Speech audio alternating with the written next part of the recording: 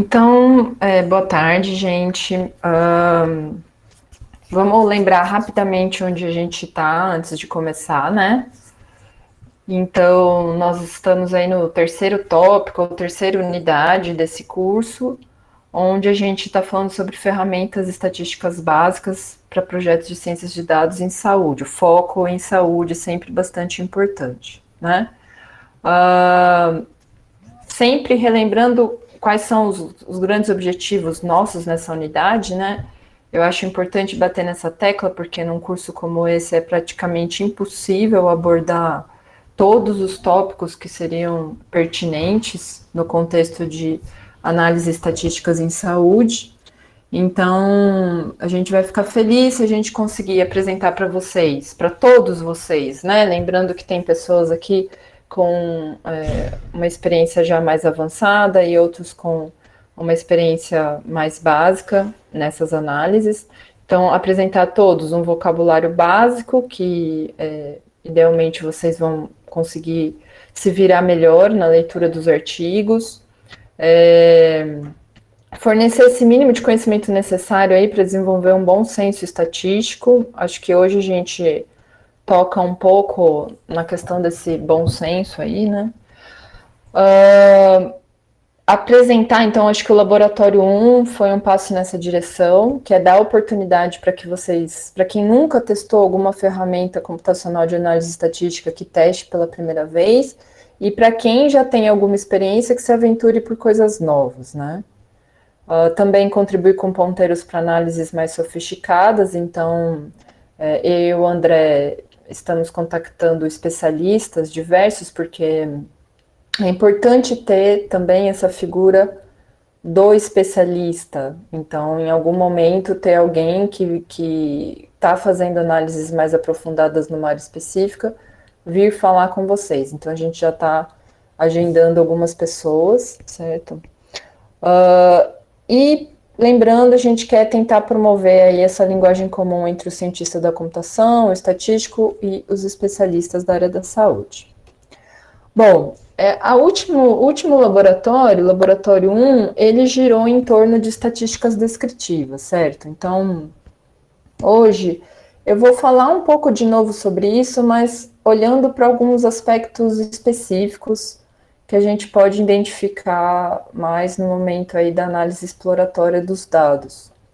Na verdade, eu gostaria de, junto com vocês, conduzir uma discussão para que vocês percebam que existem diferentes abordagens que a gente pode tomar no momento inicial que a gente toma contato com os dados, né? Então, logo quando a gente entra em contato com os dados da nossa análise, o que a gente pode fazer para tentar conhecer eles um pouco melhor e tentar definir a melhor estratégia de condução de análise aí. Então, bom, lá no capítulo, eu não vou ficar fazendo uma introdução muito formal de estatística básica, certo? Eu entendo que aqui não é o contexto para isso, mas na minha fala eu vou falar de conceitos básicos. Então, assim, não vou abordar todos, vou abordar alguns e vou me focar mais nas perguntas de mais alto nível aí que a gente poderia refletir a respeito, tá? Então, eu vou começar a discussão hoje falando então de variáveis quantitativas, que é uma definição que inclusive estava lá no capítulo que vocês leram, né? Então, uma variável quantitativa seria qualquer variável que a gente consegue mapear ela para um número, né? Seja ele discreto ou real. Então, vem junto essa ideia de que a gente consegue fazer operações matemáticas com esses números e que a gente consegue, de alguma maneira, ordenar esses valores, né? Variáveis quantitativas são, obviamente, bastante comuns na área da saúde. São coisas como pressão sanguínea, número de hemoglobinas no sangue. E aí eu pergunto para vocês, né? Quando a gente faz um exame que tenta avaliar a quantidade de hemoglobina no nosso sangue, o que vocês acham que retornam? Uma variável quantitativa contínua ou uma variável quantitativa discreta? Quem gostaria aí de arriscar uma resposta?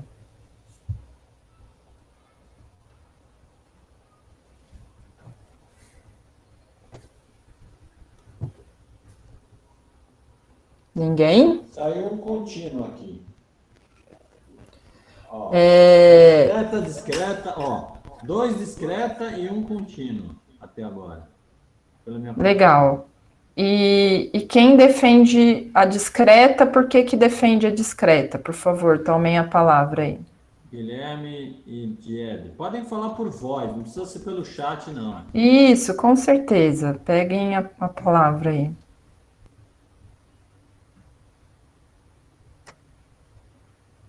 Eu entendi a quantidade de hemoglobina seria algo contável, né?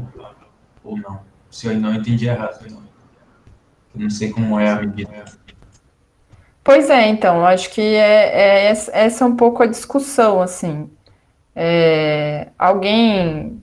Você, Jed, você advogou pelo discreto ou pelo contínuo? Eu falei discreta porque eu achei que é uma contagem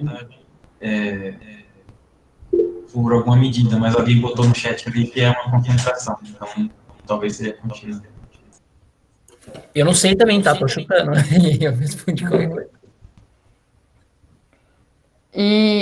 Então o Diedre, segundo eu estou entendendo, ele falou assim: é número de hemoglobinas no sangue, hemoglobina é uma parcela, uma célula, né? Que eu conseguiria lá contar. Segundo eu entendi, mais ou menos isso. E quem falou contínua imaginou o quê? É uma concentração. Quem está falando? Eu tito. Oi, Tita. Gramas por, sei lá. Eu pensei numa concentração. E aí, professor André, o que você acha que é?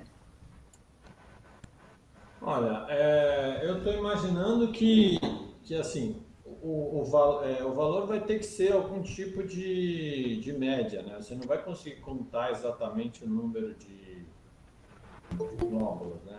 Uma média no tipo concentração por espaço, alguma coisa assim. Então, eu consideraria que, apesar de a palavra número nos remeter a uma coisa contável e, portanto, discreta, eu chutaria que é contínuo. Que eu chutaria não. Essa pergunta ela é capciosa. Eu também não sabia. Na verdade, na hora que eu estava fazendo o slide, eu me perguntei, né? Como é que era esse bendito exame, né? E aí eu aprendi que, na verdade, eles medem peso, como se fosse a parcela. Respondeu relativamente certo quem falou concentração, né? Então, assim, eles pesam isso em relação à amostra, então acaba se tornando uma variável contínua, né? Ô, Paula, Então, oi. eu só queria aproveitar o gancho para perguntar Isso, Thiago, lembrei de você.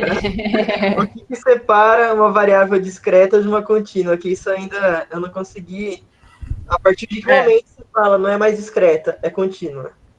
Então, a discreta você vai mapear para números inteiros, para o conjunto dos números inteiros, ok? Então, entre o 1 e o 2, no conjunto dos números inteiros, não tem nada. Certo, Não faz sentido, certo? Uma certo. variável contínua, entre os valores, existem valores possíveis. A gente mapearia para variáveis reais. Né? Então, ainda que o seu método de medição seja incapaz de medir, porque na verdade a gente nunca vai ter condições de medir 0,000000001, certo? A gente não tem instrumentos de medição com uma escala infinita. Né? Nossos instrumentos de medição, eles sempre têm uma limitação de precisão. Mas se a grandeza física que eles estão reportando é uma grandeza que ela é contínua fisicamente, que ela mapeia para o eixo dos números reais, ela é considerada contínua. Mas se eu tiver uma variável, sei lá, de 1 a 5 milhões, mas de 1 em 1 eu vou falar que ela é discreta ainda. Isso. O princípio do contínuo ou do discreto não discreto é contável e não contável, certo? Ou enumerável e não enumerável. Então, se você consegue pegar cada item, você consegue dizer esse é um, esse é outro, esse é outro, ela é discreta. Se você é incapaz de fazer isso, ela passa a ser contínua. Mesmo se, como a Paula falou, no mundo onde você mede, e a gente iria no mundo computacional, tudo acaba sendo discretizado, né? Ficou claro, Thiago? Ou pelo menos ficou mais claro? Porque, assim, às vezes as pessoas têm vergonha de perguntar essas coisas, mas eu costumo dizer que estatística é um negócio que dá nó na cabeça das pessoas. Tem conceitos de... E eu não tenho, assim, eu já não tenho mais vergonha de falar isso, assim. Tem conceitos da área de estatística que toda vez que eu vou mexer, eu tenho que ler de novo. Assim. Sim. Porque são coisas que às vezes não são tão intuitivas, né? Quando a gente lê, a gente entende. Ah, tá, beleza, ok, entendi. Mas exige realmente muita vivência até aquilo entrar no sangue, né? Então, isso é uma coisa que eu queria falar para vocês, assim, não deixem de se aventurar nessa área, ou não deixem de estudar mais a fundo os métodos, por medo ou por carregar aquela síndrome do impostor que a gente fala, né? De, nossa, não estou, não vou dar conta disso, ou não estou fazendo muito direito, porque, assim, na verdade, a coisa é difícil mesmo, né? Se a gente ficar com receio de enfiar a mão, aí que a gente não evolui nunca, né? Então, aproveitem essa oportunidade que vocês estão tendo para realmente colocar essas perguntas, tá? Bom, continuando, então, eu comentei aí do número de hemoglobinas no sangue, saturação e nível de oxigênio no sangue, por exemplo, que também é uma variável que é dada como uma concentração, né? Não sei se alguém aqui já passou pela experiência de ter um oxímetro no dedo, né? Quem pode comentar sobre essa experiência de ter um oxímetro aí medindo o nível de saturação de oxigênio no sangue, aí, nível de oxigênio no sangue? É uma medida que é confiável?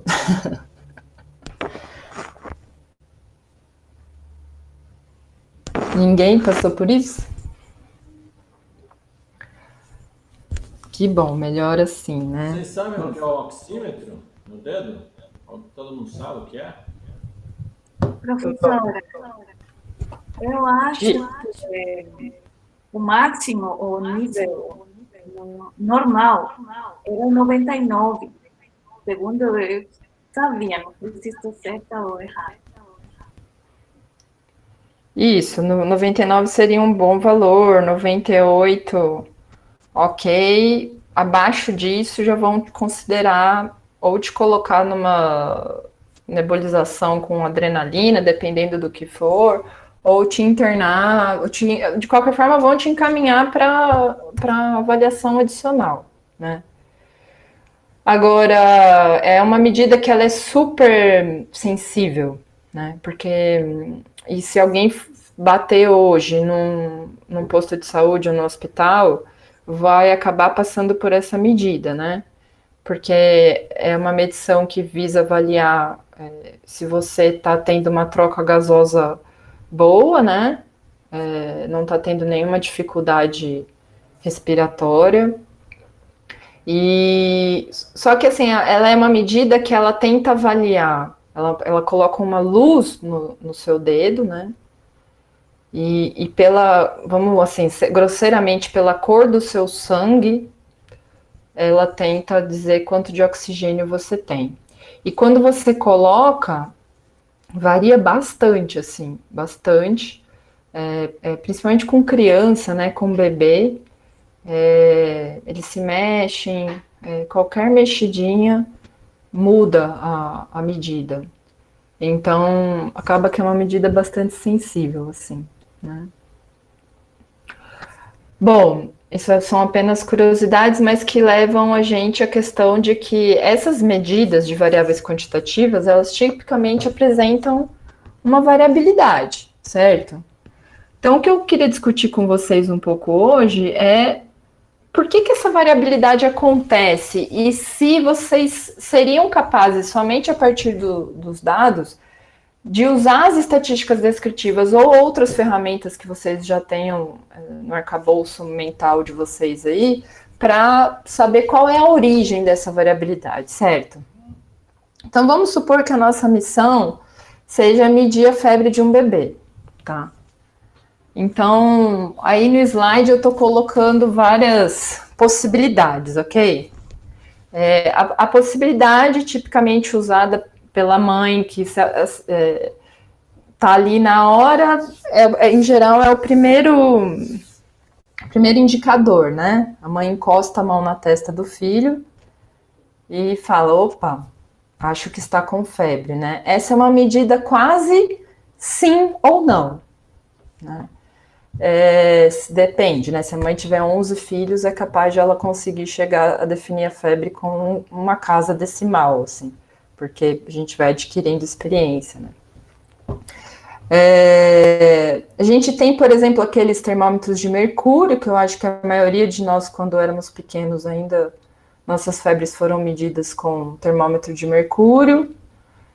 Aquele termômetro de farmácia, baratinho hoje em dia, que a gente tem digital, mas que ainda conta com um sensor metálico, que a gente encosta na pele, e ele, na verdade, tem um conversor analógico digital que mostra a leitura, né? Nós temos coisas mais modernosas, como essas fitas que você coloca, bastante prática no caso de bebês, né? Apesar que eu nunca usei, não sei se na hora de tirar tem aquele efeito de arrancar a pele, né? Mas enfim, bebê não para de se mexer, não é tão simples assim medir febre, né?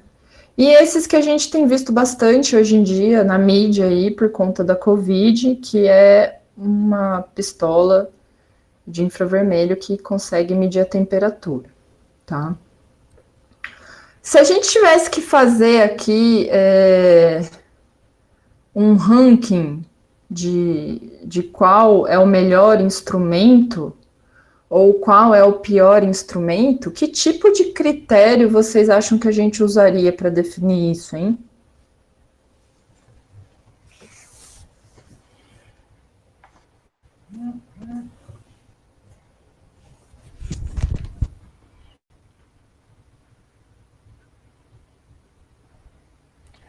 Bom, alguns poderiam falar... material feito, precisão. Então, o material de que é feito o equipamento, a precisão, a pistola... Peraí, aqui. Dissipação de calor, menor variabilidade... Precisão, já falei, né? Isso. Dissipação de calor, eu já falei. Como os valores medidos irão variar conforme a medição. Incerteza. Legal. Então, já surgiram algumas coisas interessantes aí, né? As pessoas podem falar custo também, né? Acessibilidade, a maneira como a medida é feita. Então, essa questão dos bebês, principalmente, né? Ter que enfiar algo debaixo do bracinho e ficar segurando sem mexer, com certeza a criança, no final da medida, já subiu a febre, porque ela está esperneando, né? Então, eventualmente, pode haver fatores que não só a questão da precisão, mas vamos falar um pouco dessa questão da precisão, né? Então, esses são diagramas que talvez alguns de vocês já tenham visto na definição do que é precisão, o que é exatidão, o que é acurácia, né? Então, parte da variabilidade nos nossos dados, nas nossas medidas, ela pode acontecer por conta realmente do nosso erro experimental, por conta das coisas ou dos métodos que a gente usa, dos materiais e dos métodos que a gente usa para realizar essas medidas, tá? Então, por exemplo, se aqui do lado esquerdo, uma mãe medindo uma febre ali, se ela for repetir essa medida inúmeras vezes, muito provavelmente vai ter aqui um certo espalhamento dessas medidas, porque ela não é tão precisa, né? Então, existe aqui um certo erro aleatório que a gente fala, né? A gente espera que um termômetro mais preciso, e esse tipo de vocabulário, ele intuitivamente está no nosso dia a dia, né? Ele mesmo que... Ixi, tô com eco de novo? Acho que foi alguém que entrou com...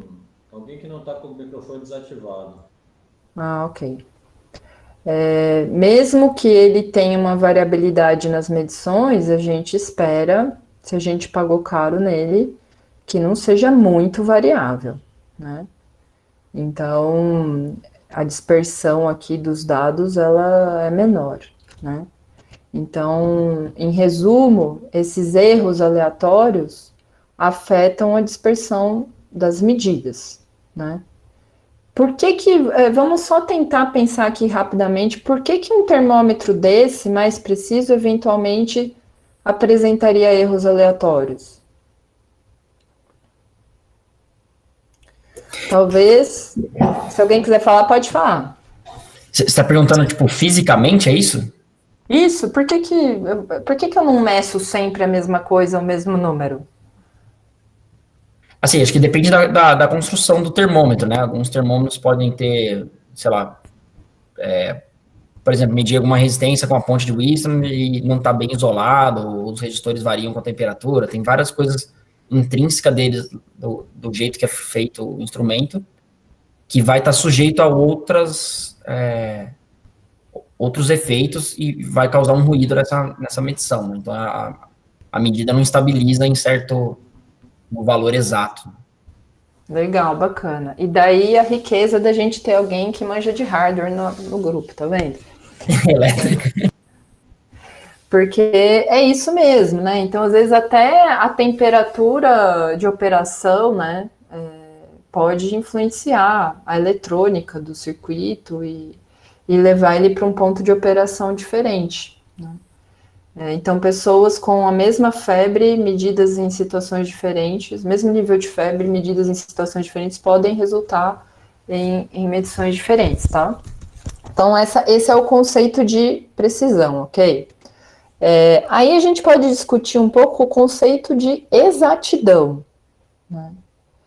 Então, eu posso ter uma medida que é precisa, que seria o caso desse lado esquerdo aqui, desse diagrama do lado esquerdo, porém que não é exata, né? Então, eventualmente, eu estou aqui com o meu termômetro de mercúrio e houve algum errozinho de fabricação no vidro dele, que faz com que ele sempre dê 0,5 graus a mais. Então, ele é preciso, assim, ele consegue dar medidas de maneira reprodutível, bastante próximas entre si, porém, essas medidas estão sempre deslocadas de um delta, por conta de um erro de construção, por exemplo, né? O pior dos mundos é esse do lado direito aqui, onde eu tenho medidas que não são exatas, porque elas estão distantes desse alvo que está simbolizado aí pelo ponto vermelho na tela aí no alvo, né? Elas estão distantes do alvo, assim, a média das medidas está distante do alvo. E além disso, elas estão bastante dispersas. Exemplo, aquele seu termômetro que está lá que você comprou lá da farmácia, ele está com a bateria acabando, né? E começa a dar umas medidas meio aleatórias. Na verdade, isso não acontece, tá, gente? Isso é só um exemplo, a não ser que seja um termômetro muito ruim. Ele, em geral, te avisa que está com low battery, etc. E ele opta, os bons termômetros optam por, não estou bem, não vou mais fazer medidas. Troque minha bateria. Só volto a fazer medidas quando eu voltar a ficar bem de novo. Mas pode acontecer de você ter medidas não exatas e imprecisas também, tá? Então, nesse caso, é aquilo que a gente chama de erro sistemático. Em tese, se você detecta o erro sistemático, você pode extrair ele, né? Então, aí entra um terceiro conceito que às vezes as pessoas confundem, mas esse conceito ele é inclusive normatizado pelas sociedades de metrologia e etc. Que é o conceito de acurácia, né? Então, a acurácia ela é o conjunto, é a união dessas duas definições, né? Você tem uma medida acurada quando a sua medida ela é exata, ela tem um alto nível de exatidão e também um alto nível de precisão. Então, aí nesse diagrama a gente mostra como que a gente evolui na acurácia. Então, o pior caso de acurácia é esse do canto inferior esquerdo, onde a nossa precisão é baixa, a nossa exatidão é ruim. O maior nível de acurácia é aquele do canto superior direito, onde a precisão é boa e a exatidão, a média aí dos valores também coincide com o nosso alvo. Perguntas até aqui, gente?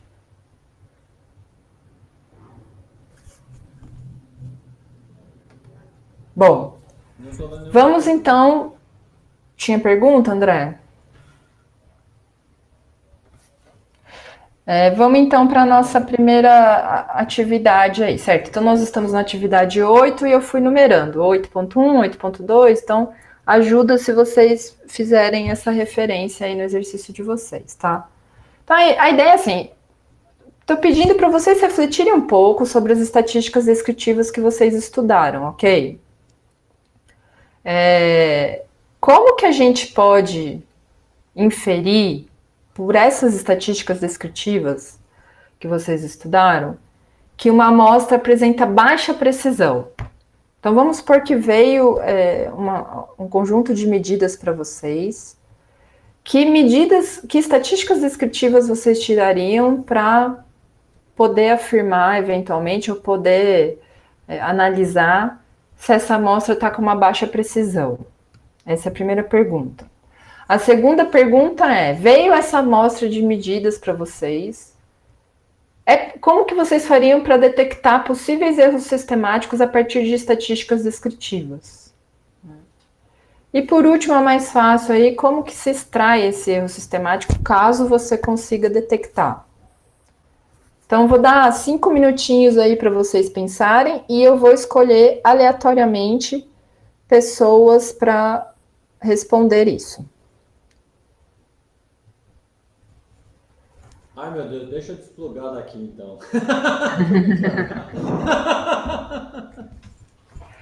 Joia. Vamos lá, Jean-Pierre. Foi o primeiro que eu vi aqui. Nossa.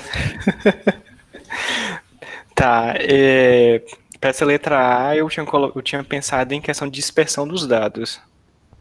Joia. E que estatística descritiva você estudou que pode ajudar aí nessa dispersão dos dados, nessa avaliação da dispersão dos dados? Vixe, professor, agora você me pegou. Quem ajuda o Jean-Pierre aí? Pessoal da matemática, por favor. Desvio padrão ou variância? Desvio padrão também. Desvio padrão. Isso, Coeficiente legal. de variação. Obrigado. Exatamente. Variância também. Isso. Então, assim, esses são números. E aí, se eu tenho algo muito preciso versus algo pouco preciso, como é que muda esse desvio padrão? Qual que é maior e qual que é menor? Quanto menos preciso, maior o desvio padrão. Quanto mais preciso, menor. Isso. Então, se a gente pensar numa gaussiana, se as minhas medidas são muito dispersas, essa gaussiana ela é mais alargada, né? Enquanto que se as minhas medidas são mais precisas, essa gaussiana ela é mais fininha, né? Então, sim, a variância, o desvio padrão são boas métricas de dispersão de dados e, portanto, são boas métricas para avaliar a precisão. Mas só isso é suficiente, assim?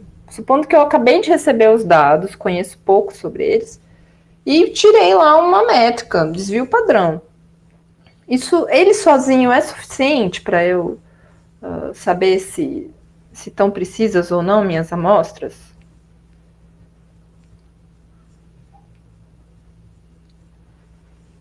Então, se eu não conhecer o problema a priori, certo? Ou se eu não tiver ao meu lado um especialista que vai... Ou se eu não tiver valores de referência, pode ser que eu não saiba avaliar. Vou ter lá... Se eu tiver duas amostras da mesma coisa, talvez eu consiga dizer se uma parece estar mais precisa, menos dispersa do que a outra. Mas se eu tiver que avaliar o problema em aberto, talvez isso não seja o suficiente, se eu não tiver um conhecimento especialista. Né? Vocês concordam? Alguém gostaria de discordar? Alguém gostaria de falar alguma coisa? Boa tarde, Paulo, professor André. No caso, o número de casas decimais também do meu valor medido, ele influencia na precisão também dos valores da minha amostra também, né? E daí, por exemplo, dependendo do fenômeno que eu estiver medindo, ele vai mostrar o quão precisos são esses dados ou não. Por exemplo, pensando no caso do seu projeto lá da estação meteorológica, e daí, por exemplo, a temperatura média com 2 casas decimais, por exemplo.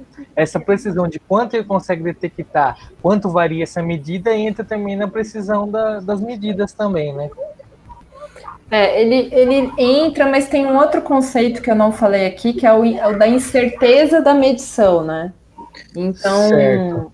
O número de casas decimais, ele te dá uma informação sobre o grau de incerteza. Então, se você tem um multímetro que mede com 2 casas decimais versus um multímetro que mede com 1 casa decimal, a incerteza da medição para se um errar, é um erro maior do que o outro errando, ok? Entendi. Mas isso ainda é diferente de falar de quão preciso, a precisão tem bastante a ver com a noção de reprodutibilidade. Certo. Se você fizer essa medida inúmeras vezes, você sempre está lá acertando no mesmo lugar. É por isso que o pessoal usa essa analogia do alvo mesmo, que você pode imaginar um atirador aí, né? Entendi. Ou alguém lançando flechas. Tá. Entendi. Então, a precisão, ela tem bastante a ver com essa questão da reprodutibilidade, de quanto você consegue manter aquelas medidas de uma maneira precisa. Né? Tá. Entendi. Joia, vamos para o B aqui. Vamos para, deixa eu dar uma... Guilherme Vieira Leite. Eu certamente estou enviesando a minha amostra por pessoas que já escreveram no chat, né? Mas, Guilherme, se você puder falar, você poderia comentar um pouco sobre o item B? Se é possível detectar erros sistemáticos a partir de estatísticas descritivas? Não sei, é uma resposta possível, tá?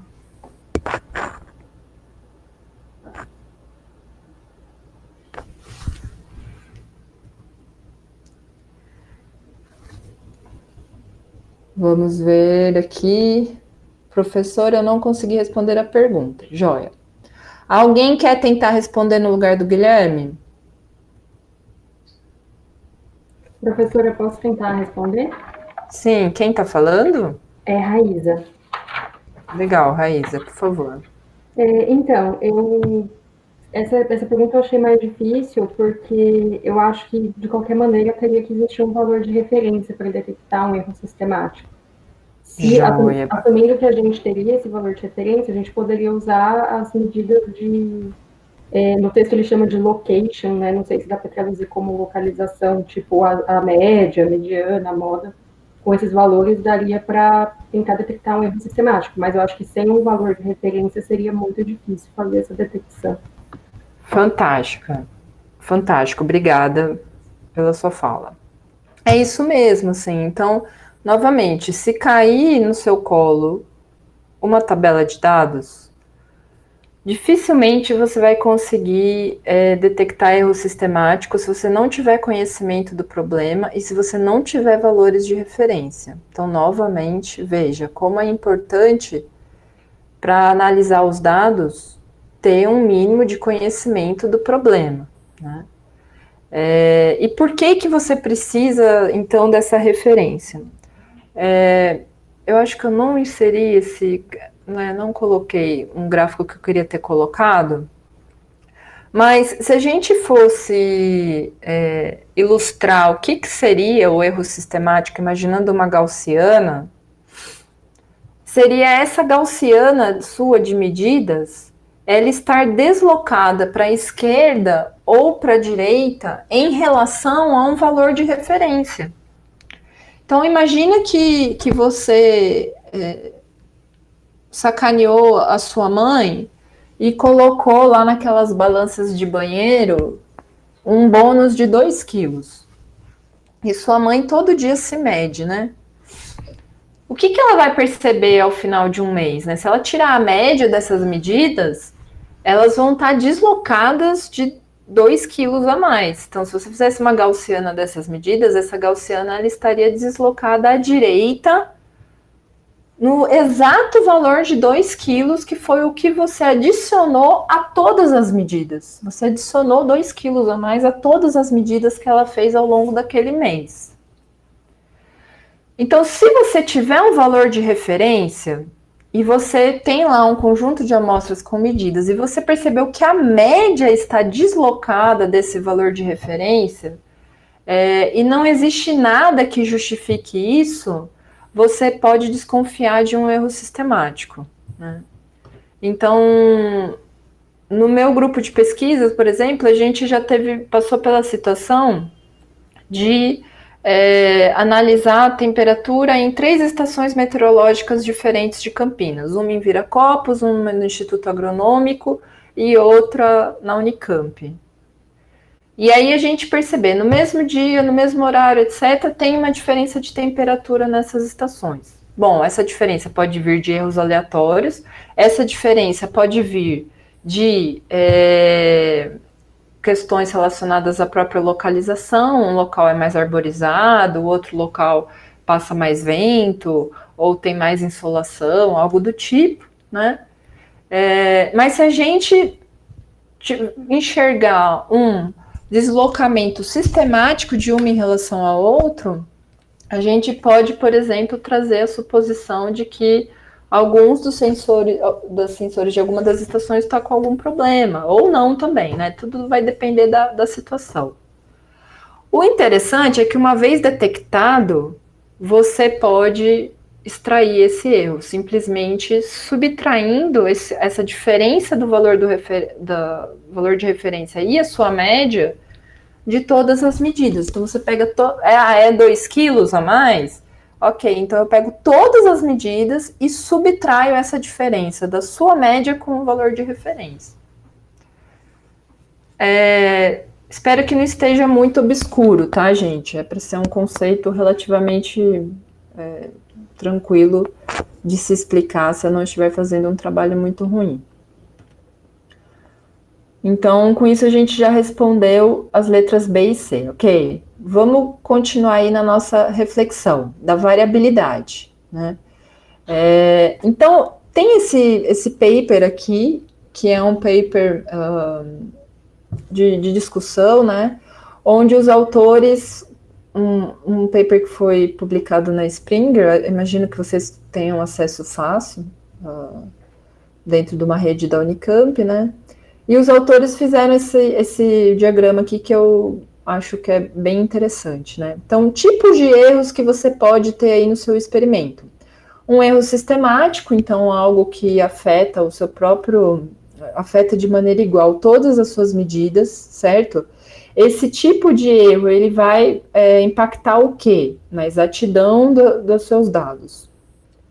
E no final das contas, o que isso vai acabar resultando na sua análise final? Num bias, num viés. Ou seja, se você não tirar o erro sistemático, o que você tem no final é um viés da sua análise. A sua análise está enviesada. Puxa, Paula, mas isso é muito ruim. Você acabou de dizer que nem sempre eu consigo detectar o erro sistemático. Sim, nem sempre você consegue. Então, sim, pressuponha que a sua análise possa estar enviesada, né? Então, isso acontece com frequência, tá? Uma outra questão é o erro aleatório, que é esse erro que vem de coisas que não são controláveis, e é um erro que afeta as medidas de uma maneira aleatória, não afeta todas as medidas de maneira igual. Você não consegue prever, eventualmente, o tipo de erro que você vai ter lá. Esse tipo de erro aleatório, se ele for muito grande, ele aumenta a dispersão dos dados, ele diminui sua precisão. Então, o erro aleatório, ele afeta a sua precisão. E o que você vai ver é um maior desvio padrão, né? Então, ele está bastante relacionado à questão da reprodutibilidade dos seus experimentos. Ambos erros combinados resultam nesse erro total que afeta ou que ajuda a definir a acurácia das suas medidas, né? E que juntos vão aí dar uma métrica da incerteza da sua medição. Então, a incerteza da medição vem aí desse bias e dessa dispersão dos dados. Certo, gente? Bom, então, já vimos que um dos motivos da possível variabilidade é essa questão intrínseca ao meu próprio material de medição ou ao meu método de medição. Em saúde, entra uma coisa adicional. Por quê? Se eu estou em engenharia, eu me preocupo com essas coisas e parto para o braço, certo? Mas em saúde, não. Em saúde, a coisa tem um grau a mais de sofisticação aí, que é a questão da variabilidade biológica. Então, nesses dois gráficos que vocês estão vendo aí, inclusive é uma imagem que foi gerada pelo Thiago, do trabalho dele, e o que a gente tem aqui no gráfico de cima é a população de Campinas e a distribuição de valores de colesterol total para população de Campinas. Então, o ideal é que esteja abaixo de 200 miligramas por decilitro de colesterol total. Se tiver entre 200 e 240 é tolerável, acima de 240 é elevado, né? Então, vamos para a nossa pergunta aí, nossa atividade 2 aí. Vou dar um exemplo aqui esdrúxulo para vocês. Vamos supor que vocês tiveram acesso ao banco de dados de taxas hormonais no sangue de uma amostra da população do estado de São Paulo. Esse banco de dados ele inclui sexo, idade, hora e data de coleta, cidade de origem, tipo de alimentação, que pode ser vegetariana, vegana. Eu não sei, quem não é vegetariano e vegano é o quê? Onívoro ou carnívoro? Deve ter um nome. Me esqueci. Ovo lácteo vegetariano. Então, mas quem come de tudo é o quê? É roots? Eu não sei como classificaria, certo? Então, assim, a primeira pergunta para vocês é: vamos supor que vocês querem analisar se nesse banco de dados que vocês receberam, a variabilidade biológica ela é relevante ou não. Então, assim, que tipo... Vocês receberam esse banco de dados e vocês têm essas colunas aí. O que vocês avaliariam? Que tipo de análise vocês fariam para verificar se existe alguma variabilidade biológica relevante? Então, por exemplo, será que existe variabilidade entre homens e mulheres? Então, já estou meio que contando parte da história aqui, né? A segunda, ela é mais intrincada ainda, né? Porque variabilidade biológica pode ser olhando de um indivíduo para outro com características que os diferem. Mas a gente pode ter variabilidade biológica dentro de um mesmo indivíduo, que seria o exemplo da cronobiologia, que são os ritmos biológicos. Então, dentro de mim mesma, eu como um indivíduo, eu vou ter alterações que podem, por exemplo, ser circadianas dentro de um dia, podem ser ultradianas, ou seja, elas acontecem várias vezes ao longo do mesmo dia, ou podem ser mensais, semanais, semestrais, né? Então, vamos supor que vocês não sabem nada sobre esses dados que surgiram e vocês têm que avaliar. Pera lá, será que a variabilidade biológica é relevante? Eu deveria analisar meus dados com esse olhar da variabilidade biológica? Que tipo de análises vocês fariam? Pensem nas estatísticas descritivas e nas colunas que estão disponíveis aí. Que tipo de análise vocês fariam? 5 minutinhos aí para vocês refletirem. Joia. Então, vejam. Ela está escrevendo ainda? Acho que não sei. Ele não mostra. Tá. Então, assim, o que eu queria destacar aqui, em primeiro lugar, é a questão dessa estratificação, certo? Que o Rodolfo acabou transparecendo na fala dele, né?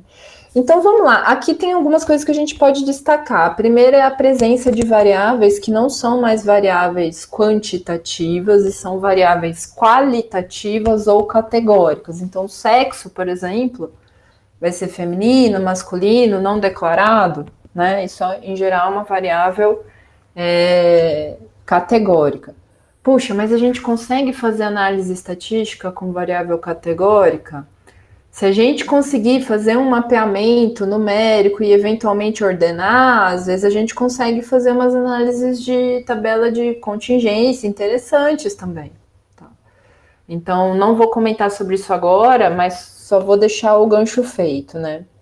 Cidade de origem também vai ser uma variável qualitativa.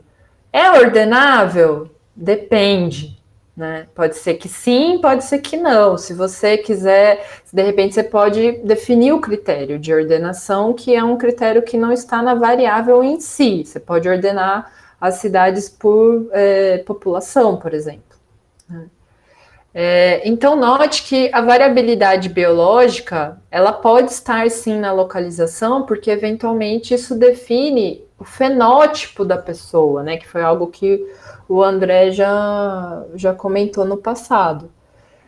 Então, são pequenos detalhes que a gente deve levar na cabeça, porque, eventualmente, se a sua análise for muito simplificada, ela vai acabar abstraindo essa questão de variabilidade biológica e as conclusões que você chega lá na frente podem não ser tão robustas quanto poderiam. Então, voltando lá no gráfico do Tiago, na parte de cima a gente tem a população de Campinas. Na parte de baixo a gente já tem estratificado por sexo. Feminino em azul e masculino em laranja. Tá? E o que a gente... Será que a gente já poderia tirar alguma conclusão só de olhar esse gráfico aqui sobre a saúde das pessoas em Campinas? Alguém gostaria de falar?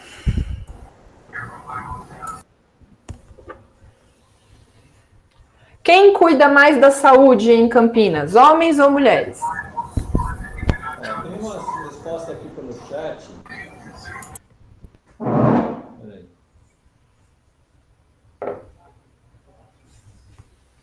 Eu não sei se essas pessoas fizeram antes ou depois da pergunta. Peraí. A cultura também é alterada pela região, isso pode influenciar o fenótipo. Sim, é verdade. Os costumes, pode entrar a alimentação, né? Legal, bacana. Então, assim, olhando o gráfico aqui de homens e mulheres em Campinas, o que a gente pode perceber? Vamos ver se vocês concordam comigo, né? Aqui existe a frequência de exames, ok? E a gente percebe que mulheres fazem muito mais exames do que homens. Isso pode ser decorrente, pode... A sua tela, eu não sei se para todo mundo, mas para mim ela não tá mostrando... será que para todo mundo? Ela tinha congelado para mim, ela tá mostrando o fractal. Normal aqui para mim. Então sou eu. Eu vou ter que dar reload. A minha tá normal. Aí eu vou dar reload. Então, vocês conseguem perceber que a gente tem mais exames, mais resultados de exame de mulheres do que de homens? Essa é uma primeira questão. E em termos de valor de colesterol, né? Como é que isso, se a gente for olhar para a média do colesterol total dos exames masculinos versus a média do colesterol total dos exames femininos, né? O que vocês diriam aí? Tá igual? Um tá maior que o outro? Tá muito próximo? Alguém falaria alguma coisa?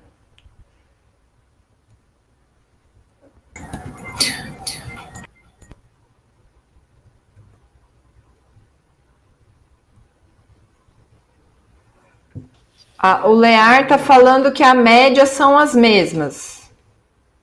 E aí, vocês estão concordando com o Lear?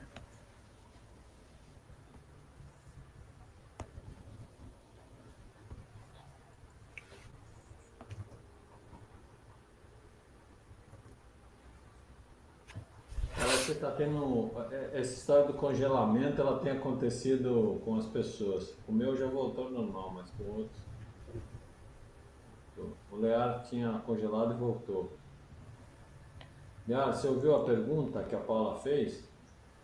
Na verdade... Não, o Lear respondeu. O Lear acha que as médias são as mesmas. O Diedre respondeu aqui, o centro de distribuição parece aproximadamente igual, com quantidade de amostra menor. Legal, centro de distribuição. Que medida, que estatística descritiva é essa, Diedre?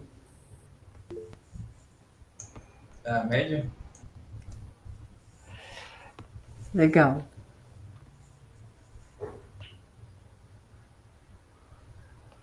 Bom, então assim, realmente, sem a gente fazer cálculos aqui mais acurados, tá difícil chutar coisas aqui, certo? Alguém talvez pudesse... Eu mesma já, quando olhei esse gráfico, falei, nossa, parece que a média feminina é um pouco deslocada para a direita da masculina, né? Mas aí sim entrariam... Se a gente for fazer o box plot dessas duas distribuições, a gente vai ver que eles são bem próximos, né? E aí, quando a gente fizer uma análise de variância ou um teste T, a gente dificilmente vai ver diferença, né? Mas é esse tipo de análise que eu chamo de uma análise estratificada, né? A gente começar a olhar para os dados pelas suas categorias, pelas suas variáveis categóricas, e ver se a gente observa alguma variabilidade biológica clara. Dependendo do que está se analisando, a faixa etária vai ser uma variabilidade muito clara. Se a gente falar de taxas hormonais, com certeza a gente vai ver uma variabilidade drástica em diferentes faixas etárias, ok? Então, quando você não conhece muito sobre a natureza do problema, a estratificação ela pode sim te trazer informações interessantes, tá? Além das óbvias. Né? Certo, gente? Vou continuar aqui, tá? A não ser que alguém me interrompa aí. Então, a gente já falou de imprecisão ou erro experimental, a gente falou de variabilidade biológica. Então, a última coisa que está faltando explicar na variabilidade seriam erros grosseiros, erros humanos, né? E eu gosto do inglês porque o inglês tem essas duas palavras que eu não consegui... se vocês quiserem me ajudar nessa tarefa, eu aceito aí. O inglês, ele usa essas duas palavras com significados que são... A gente entende a diferença, né? Então, existe o error, que é o error da medida, né? Que é um erro não intencional, versus o mistake, que é um erro grosseiro, né? Um erro, às vezes, talvez não intencional, porém, que poderia ser evitado facilmente, certo? Então, vamos para a terceira questão aí. Que tipo de análise vocês poderiam fazer, supondo que, de novo, né? Estava andando na rua, caiu uma tabela no seu colo. Que tipo de análise você poderia fazer nesses dados para verificar se existem erros grosseiros?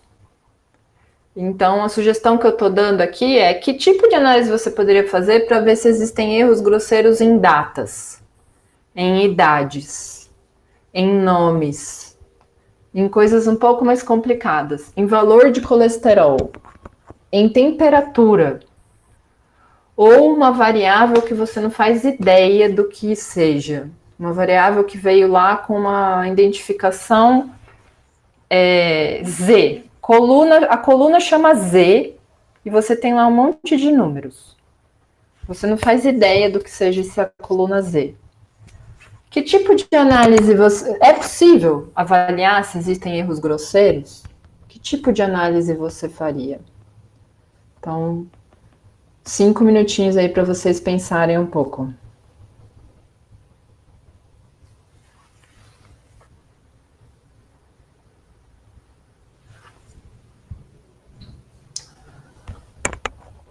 Bom, gente, eu sou um pouco ansiosa, eu nunca consigo esperar muito 5 minutos.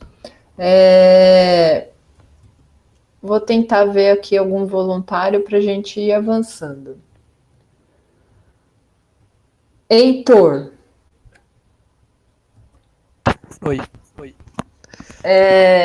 E aí, como é que a gente conseguiria achar erros grosseiros em datas, por exemplo? Em datas, geralmente datas que saem muito da média do seu conjunto de dados. Então, sei lá, você tem um conjunto de dados que vai até 1960, até 2020. Se tem alguma coisa de 1910, 1900, você pode... Ou algo acima por exemplo, 2030. Como que vai ter algo que ainda não ocorreu, sabe?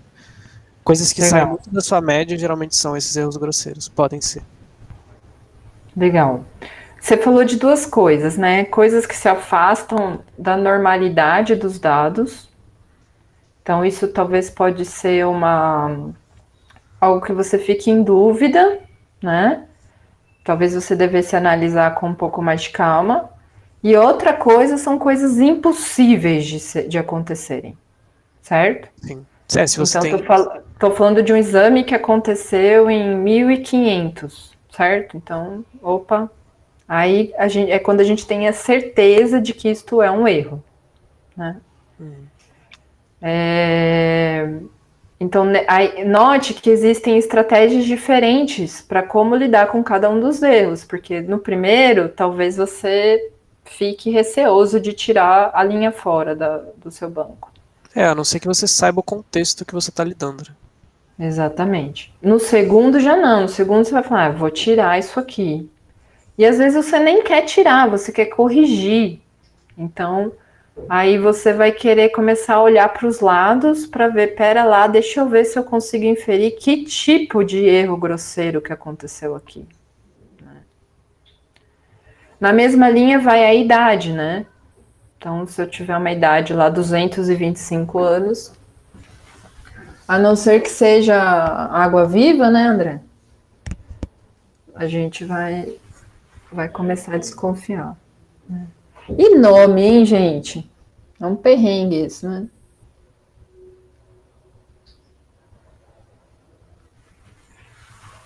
Veio lá o nome no banco de dados, Alquingel. Parece que alguém já registrou aí o filho de alguém.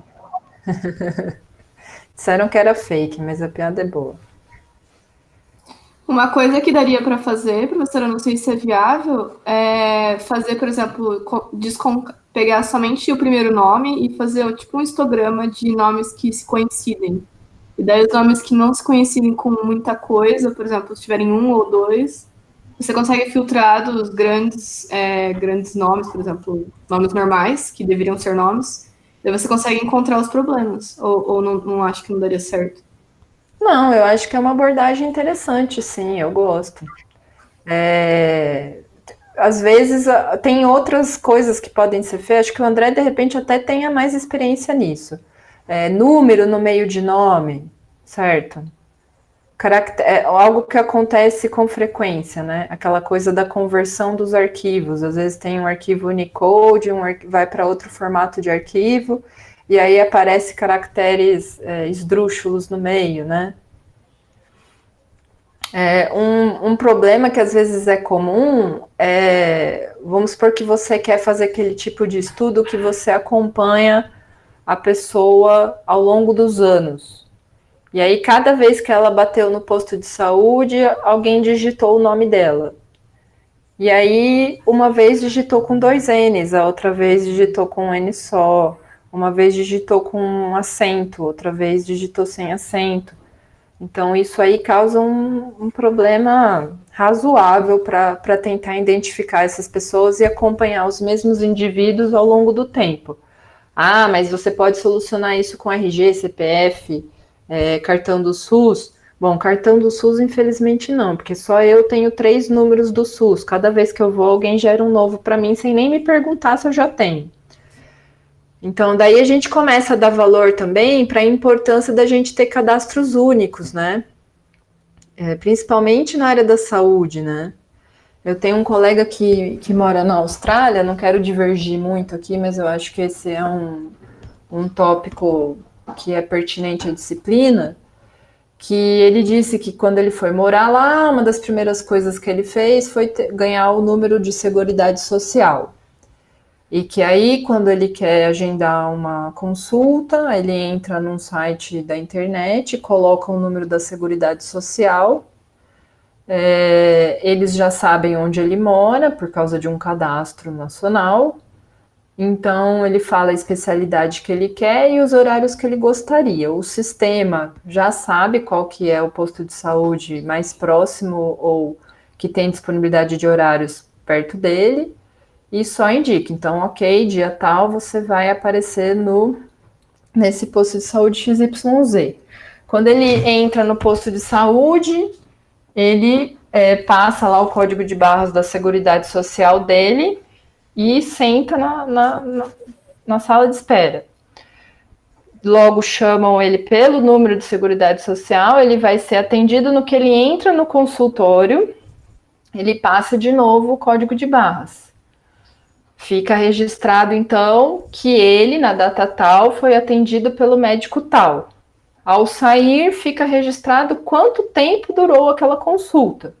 Se o médico prescreveu algo, já vai associado ao número de Seguridade Social dele também. Ele não precisa fazer nada, ele só vai na farmácia e pega aquele remédio e vai embora. Então, o sistema, de maneira nacional, sabe quando aquele indivíduo foi, sabe coisas como quantos pacientes aquele médico especificamente atende no dia, sabe dizer se aquele médico receita muito antibiótico ou não, porque tem lá tudo associado. Então, assim, existem muitas vantagens de você ter um cadastro único e sistemas interligados, né? Digamos que nos anos de 2020, isso não deveria ser algo tecnologicamente tão difícil de fazer, mas aparentemente ainda é bastante difícil de fazer. Então, quer fazer algum comentário sobre isso, André? Eu vou fazer 2 comentários. Tem aqui um comentário da Cristina também. Seria interessante identificar partes conflitantes, por exemplo, o mesmo nome com diferentes cidades em datas próximas, o que não justifica a defasagem dos dados. Que seria legal. Cruzar colunas diferentes, né? Legal, bacana. Tem 2 outras coisas que você falou sobre detecção dos erros. Uma, você fala assim, por exemplo, número que tem um caractere no meio ou coisas desse tipo. Você consegue fazer sistemas de verificação baseados em expressões regulares. né? Então você consegue, por exemplo, dizer, olha, essa, não sei se todo mundo sabe como é a expressão regular, né? Mas é uma forma computacional de você expressar um padrão, né? E aí você consegue aplicar para ver se tem gente que está fora daquilo ali, né? Uma outra área que lida muito com essa coisa de erro e aproximação é a área de recuperação de informação, né? Essa coisa de você, por exemplo, você tem técnicas eficientes de saber se a pessoa só errou uma letra naquilo que ela queria, né? Achando a palavra mais aproximada. Essa coisa de acento, eles têm técnicas fonéticas para descobrir que você usou X ao invés de CH, ou CH ao invés de X, né? Então, o pessoal de recuperação, eles têm muitos algoritmos de aproximação que ajudam também a você detectar e eventualmente corrigir alguma coisa. André, vou te fazer uma pergunta aqui, que pode ser um caso real. Vamos supor que eu hoje estou precisando resolver esse problema de correção de nomes e detecção de nomes errados. E eu não sei por onde começar. Que sugestão você daria? Olha, bom, esse é um dos problemas mais complicados que tem, na verdade, né? Mas esse processo que seria a limpeza de dados, vamos dizer assim, limpar e dar consistência aos dados, ele deve ser tratado em camadas, né? O que eu chamo em camadas? Desde as coisas dos tipos mais simples, então você pode imaginar um primeiro filtro que você passa, e você vai tirar coisas mais elementares, por exemplo, tem uma vírgula no meio do nome, né? Isso é elementar, você consegue tirar numa primeira limpeza, né? Ou caracteres inapropriados, ou coisas assim, né? Aí depois você pode tratar num segundo nível. Você pode, por exemplo, usar aproximação fonética ou com acento sem acento, né? Isso se você estiver imaginando erros que você consegue resolver de uma forma olhando só o nome. Porque aí depois tem aquilo que eu acho que a Cristina sugeriu, né? Que é muito comum, que é você olhar múltiplas colunas. Essa é uma técnica que é muito usada para você poder resolver problemas, né? Que é você usar múltiplas colunas. Quer dizer, principalmente esse problema que você falou, por exemplo, eu tenho 3 números de source, né? Uhum. Então, isso, você às vezes usa colunas redundantes e às vezes você usa a técnica até de votação. Por exemplo, o seu registro aparece 4 vezes, 3 estão do mesmo jeito e a quarta está diferente. Então, por votação, a quarta perdeu. Entendeu? Legal, bacana. Assim, entendeu? E a minha pergunta vai no sentido, inclusive, do que eles podem fazer quando eles estão perdidos, né? Então, esse é um caso que eu gostaria de... Você citou o pessoal da recuperação de informação, né? Que eu acho que realmente ele é um problema, que ele é simples, mas ele não é fácil de resolver, assim, né? Ele é fácil de entender, mas ele não é fácil de resolver. E que, da mesma forma que a gente vem falando aqui, que às vezes a gente precisa do especialista da saúde, eventualmente a gente vai precisar acessar também pessoas que são mais dedicadas a resolver determinados tipos de problema, também na área de computação, né? Eu acho que esse é um caminho. O outro caminho é a gente procurar bibliotecas, da mesma forma que o Python lá tem bibliotecas para álgebra linear, biblioteca para fazer gráfico, biblioteca para fazer análise polinomial, sei lá o quê. A gente tem bibliotecas também que lidam com o texto, né? Então a gente tem lá o Python NLTK, né? Que é Natural Language Toolkit, que é especializada, tem uma série de funções para processar texto. Uma das funções que eles têm lá, que eu acho bem bacana, acho que tem até uma aluna que está aqui hoje que usou, a distância de Levenshtein, né? Para você ver duas strings e avaliar a distância entre elas. Então, o que eu queria deixar como mensagem um pouco também é que às vezes você vai se deparar com alguma coisa específica que você gostaria de fazer e você não sabe como fazer. E que aí, nesse momento, consultar especialistas é sempre interessante, mas também olhar para as diferentes bibliotecas, porque é muito provável que é o eterno pensamento, né? Alguém já passou por esse problema e vamos ver como que o pessoal se aventura a tentar resolver, né? E uma coisa que é importante é sempre você ter um registro do que você corrigiu, certo? Porque a gente sempre considera o seguinte: toda vez que eu corrijo alguma coisa, eu perco. Você faz um assumption, né? Então você precisa saber que aquilo que você está fazendo é diferente do original. Não é bem que eu perca a qualidade, mas eu perco eu tenho uma a originalidade, a né? Originalidade, exatamente. Eu perco a originalidade. Então, até porque os assuntos que eu fiz podem estar errados, alguma delas pode estar errada. Então, e você pode ter que voltar atrás, né? Exatamente. Então, alguns fazem isso guardando o original, alguns fazem isso criando um log, né? Eu já trabalhei com esse problema uma vez, que a gente fazia o seguinte: a gente tinha a coluna errada e a coluna corrigida, sempre, certo? Para você sempre ter o registro daquilo que você corrigiu, né?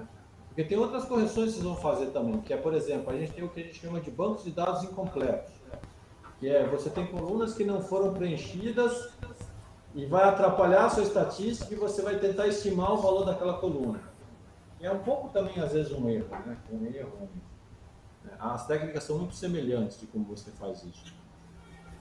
Legal. Tá. Joia. Eu vou um pouco mais rápido aqui agora. Então, tem essas coisas mais dos dados categóricos, mas a gente tem também para o valor de colesterol. O valor de colesterol é um negócio que eu, particularmente, Paula, não vou conseguir saber se um valor de colesterol 1.240 é apropriado ou não. Talvez eu consiga dizer que 2.500 não é apropriado, porque, como alguém já disse, é o único ponto fora de toda a distribuição. Mas ainda assim, se eu visse esse valor, eu me sentiria, antes de tomar decisões, eu me sentiria na necessidade de falar com o especialista e falar: olha, existe alguma doença no mundo onde esse valor pode acontecer?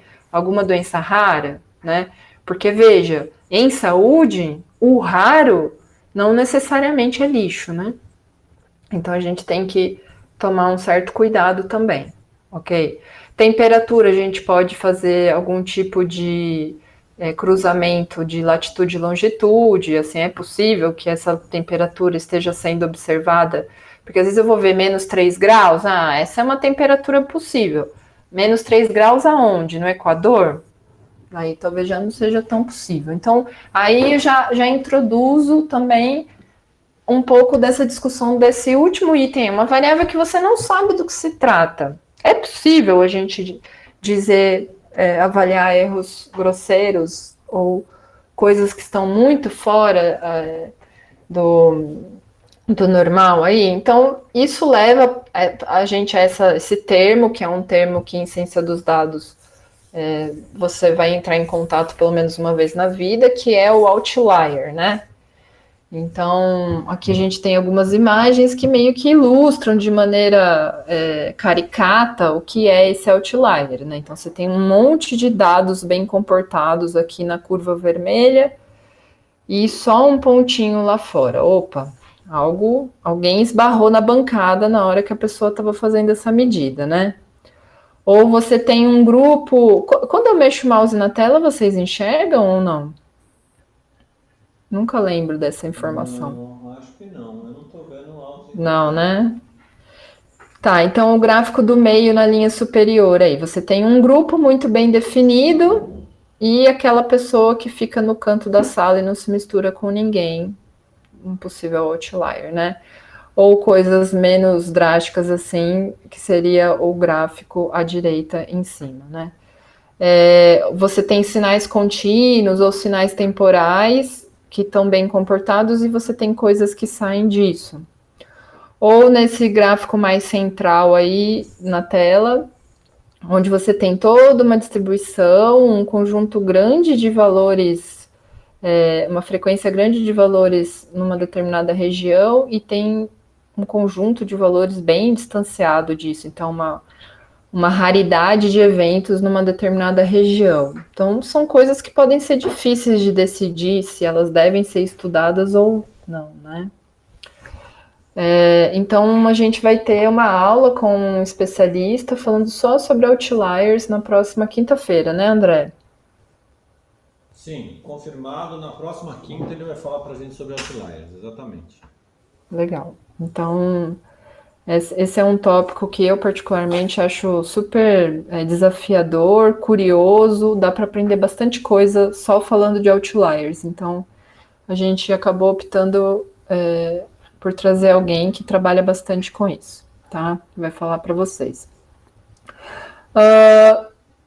Eu queria, então, fazer uma crítica aqui agora às estatísticas descritivas, né? Porque, como a gente viu, tem uma série de coisas aí que elas parecem ser bastante úteis, né? E aí, vamos rapidamente para essa última atividade, que é o seguinte: vocês ganharam essa tabela aí, com esses dados, uma coluna T, que vocês não sabem o que é, uma coluna P, que vocês não sabem o que é, uma coluna DD, um monte de colunas aí que parecem ser datas, e uns números aí. Não vou nem dar tempo para vocês. Se vocês quiserem ir anotando conforme a gente vai conversando, vocês podem fazer isso. O que vocês fariam de primeiro aqui nessa tabela? Quem gostaria de falar?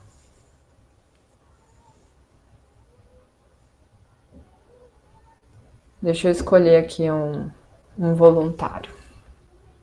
Limpeza dos dados. O Leonardo falou limpeza dos dados. Então, Leonardo, por favor, abra seu microfone que você vai conversar comigo um pouco. Espera aí que eu vou tentar voltar lá para a tela. O que é limpeza dos dados? Deixa eu ver se não vai dar microfone. Eu faria essa limpeza de remoção dos NAs, né? Que apareceu. Tá, então você achou um NA aí, é isso? Tinha aparecido um NA aqui. Acho que agora subiu aqui na minha tela. Deixa eu só. Opa, desculpa. Foi o meu mouse, na verdade. Pronto, isso. Faria essa primeira remoção de NA, né? Porque estatisticamente isso aí daria problema, né? Para fazer as computações. E aí, você vai só tirar a linha ou o que você vai fazer? Eu usaria talvez alguma técnica de remoção, né? De NA ou de substituição de valor. Mas muito provavelmente, por ser só um, né? Somente removeria ou incluiria ele como um valor médio, né? Tentaria fazer uma média desses valores e substituiria, por exemplo. Média de quais valores? Dos valores dessa coluna 0329. Tá, legal. E aí você faria a média entre quais valores, por exemplo? Das colunas ou das linhas? Das colunas, né? Das colunas. Tá. Ok. Você faria alguma estatística descritiva? Você... Faria estatística descritiva para fazer a primeira análise, mas, de fato, tentaria plotar, já que só com estatística descritiva não dá para ver muita coisa disso aí, né? Tentaria fazer alguns gráficos aí de correlação, tentar ver os gráficos de dispersão, né? Aquela matriz de correlação. Mas fala para mim o que você pegaria aí? Coluna, linha? Dá um exemplo de um gráfico que você faria. Eu tentaria fazer os gráficos de dispersão por coluna, né? Tentar associar cada uma dessas colunas, né? Usando linha como se fosse elemento a elemento. É claro que eu também não sei, né? Se é ou não, né? Quem é quem aí, né? Só com essa informação que está aí, mas eu tentaria trabalhar num padrão mais de colunas, né?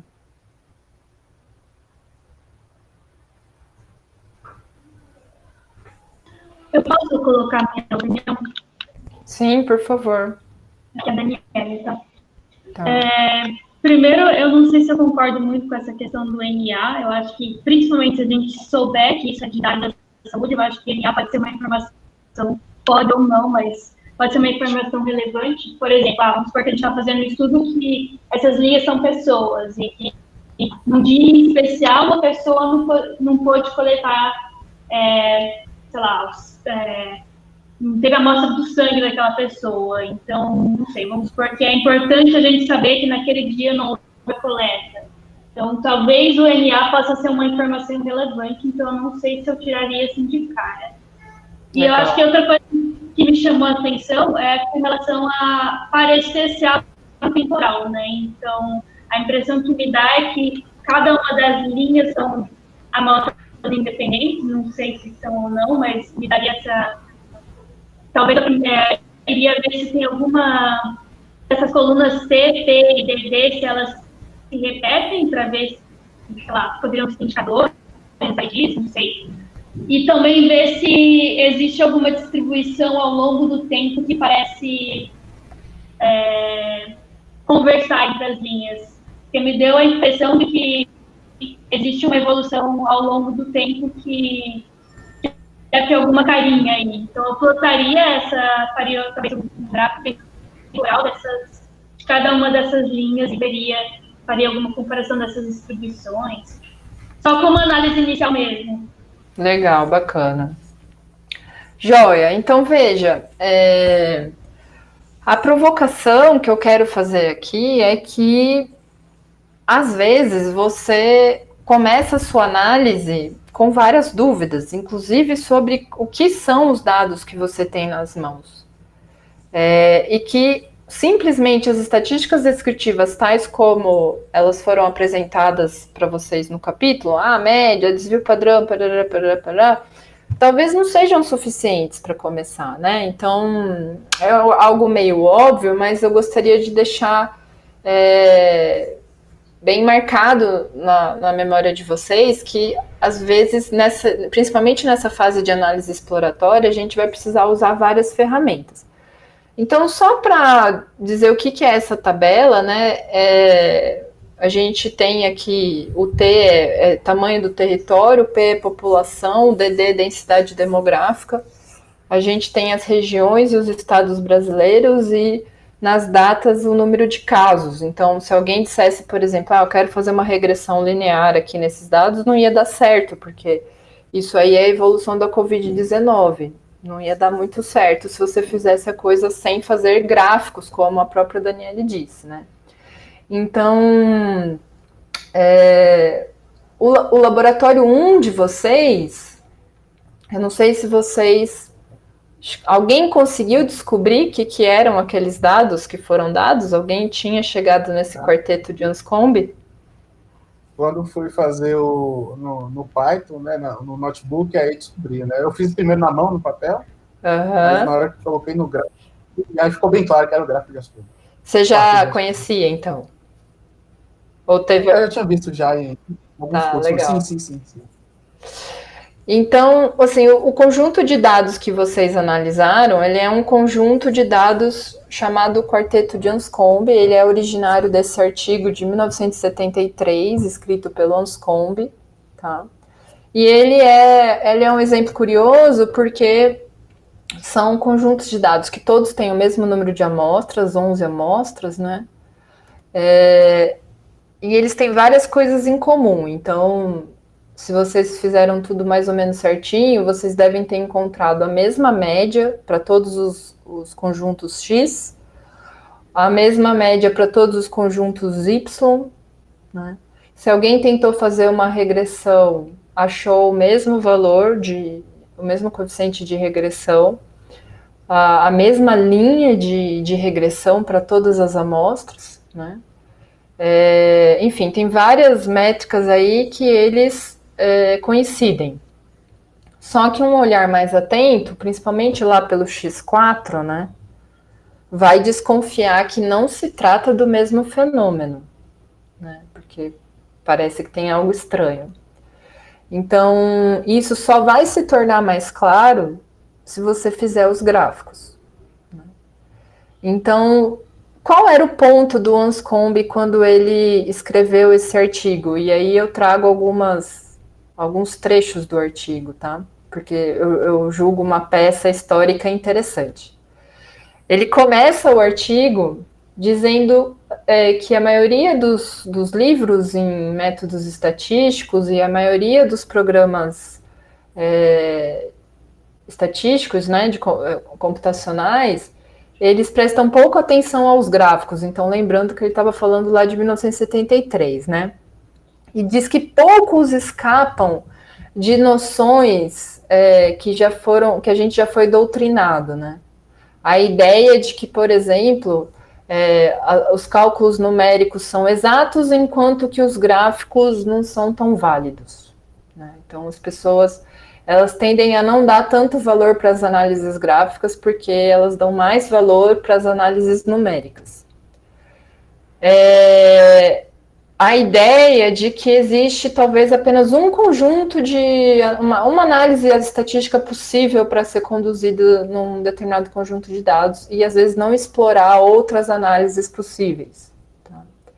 E essa ideia intrínseca de que fazer cálculos é algo que é virtuoso, enquanto que olhar para os dados é trapacear. Então, ele faz uma espécie de um manifesto a favor da visualização de dados. Então, lógico, eu estou puxando a sardinha aí para a área de visualização, ok? Mas eu acho bastante interessante, ele mostra isso de uma maneira que eu acho curiosa, né? Ele mais embaixo aqui no último parágrafo que está nesse slide, ele fala que os gráficos, então, podem ter múltiplos propósitos, como fazer a gente perceber e apreciar algumas das características dos dados, né? E olhar por trás dessas características e ver o que tem a mais ali, né? Então, ao você olhar, apreciar os dados, você pode ter ideias de perguntas interessantes, de coisas a serem exploradas, né?